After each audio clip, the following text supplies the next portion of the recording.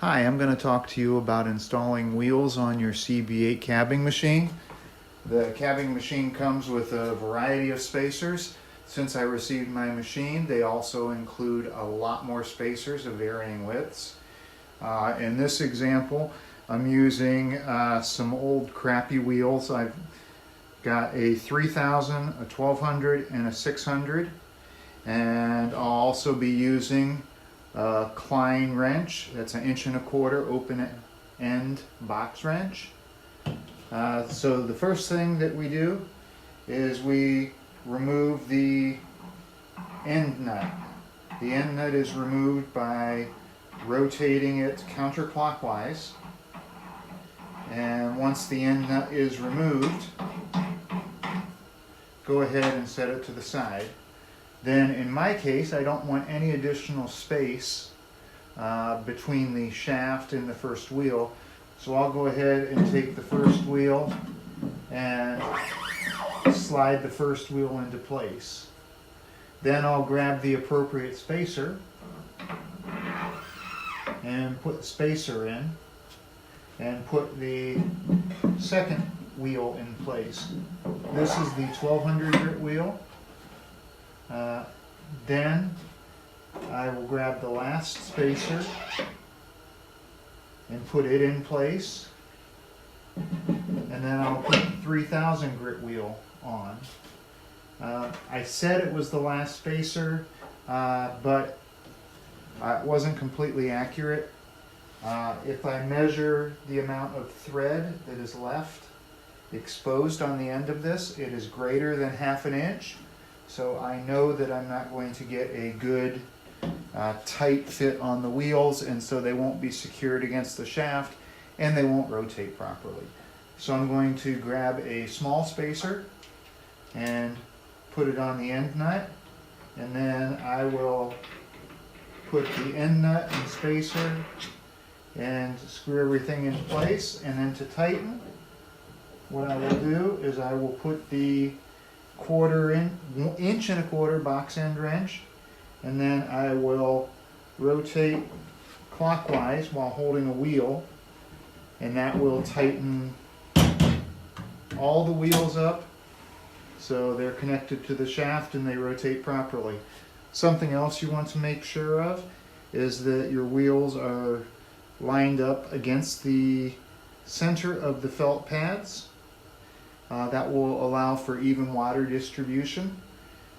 That is all there is to aligning the right hand side of the wheels and installing them. Installing wheels on the left hand side of your Highland Park CB8 cabbing machine.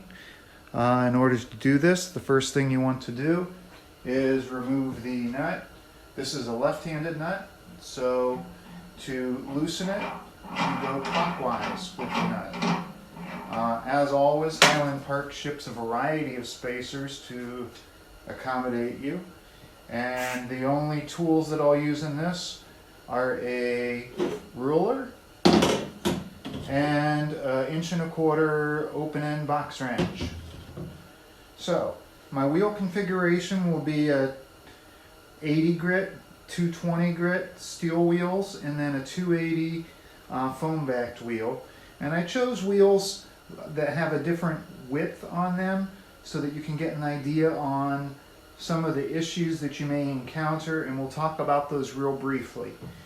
First thing I want to do, since I don't want to add any additional spacers on the shaft, I want to go ahead and put my 280 grit wheel on. So I'll slide that into place, and then I will put my first spacer, and then I will slide my second wheel into place, and then I will install the spacers on this. Now this wheel is thinner than the other wheels, so it requires a little bit of finesse and a little bit of creativity to get things to operate the way that you're looking. When I look at the end of this, I still have some shaft exposed, and even some of the original shaft before the threaded part. So I'm going to put a small spacer at the end, and then I will measure the amount of exposed thread. And I still have more than half an inch. I have almost 3/4 of an inch.